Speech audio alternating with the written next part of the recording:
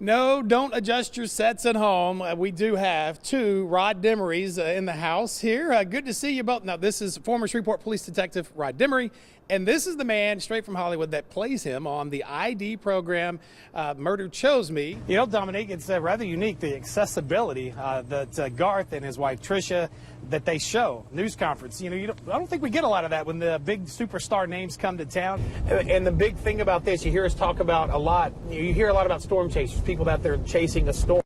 The folks that see something out there, that's pivotal because, you know, the radar tells you there could be something there, but you don't know if it's actually on the ground. I called the Louisiana State Licensing Board for Contractors and gave them a copy of this contract. They tell me they can't find a history of a license for Mr. Davis or affordable. They hope their prayers are loud enough to drown out and eventually run off all that unwelcome drama in the shadows of some of Shreveport's great history. In the handful of months that cable barriers have been up along I-20 in our four-parish region, Caddo, Bossier, Webster, and Claiborne parishes, DOTD tells me they've had at least 60 incidents of cars leaving the roadway, coming through the median, and striking and damaging their cable barriers. One thing it asks is to draw a clock and make that clock read that it's 10 minutes after 11.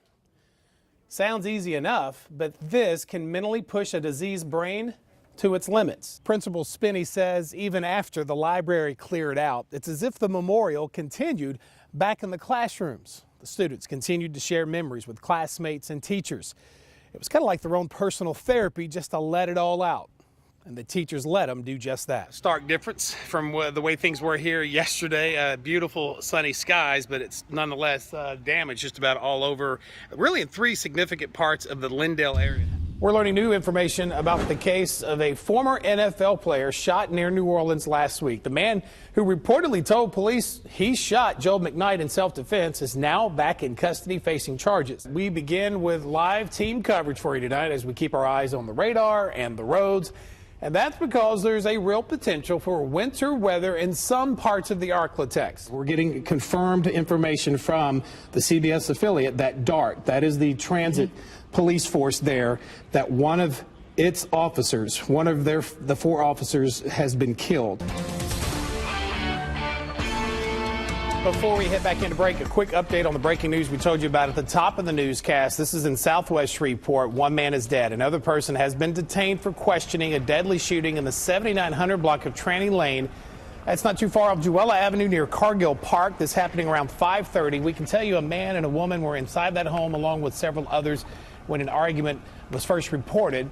A fatal shot was fired.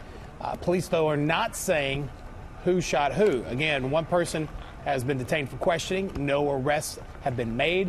We'll continue to update this shooting, the latest fatal shooting, sadly, in the city of Shreveport, on air and on our KSLA News 12 mobile apps. When we got word that the Okmulgee police were saying there was a crime scene here in Louisiana and that the suspect in this case, Adam Dinsmore, with roots here in Houghton, this is where we headed. Now, I will want to clarify this. I just got off the phone with Lieutenant Bill Davis, the spokesperson with Bossier Parish Sheriff's Office, and I flat out asked him, is there a crime scene, as the Oklahoma officials called it? He didn't say necessarily a scene. However, they have spent time talking with the Dinsmore family here in Houghton, as you would imagine, after they were contacted by Boulder police. So you're probably asking, all right, what about some answers from the suspect in this case, Paul Craig? I had to wait for him to get out of jail. That was in December. Tracked him down. That wasn't easy because Craig says he's homeless. He says he remembers hardly anything that happened in this parking lot last July, except for being pepper sprayed. So I invited him down to the studio to watch the tapes. He agreed. But last week, on the day of our appointment, he was a no-show. Well, it turns out days later, when I tracked him down again by phone, he said he had just accepted $3,000 from the city of Shreveport to drop the lawsuit against the police department. I went under construction. But see, as for Dennis, this is really what you call a mess.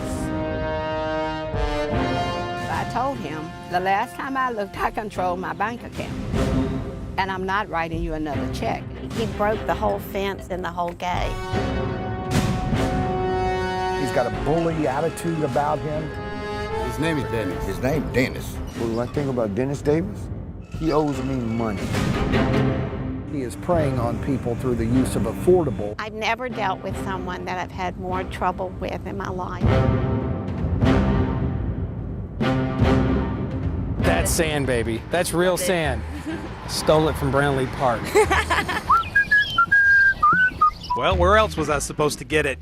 A barefoot man in a suit running with a bucket. It's just another day in the park. Don't act surprised. Until someone calls the cops. There he is. Oh, goodness. We're busting. Is he gone?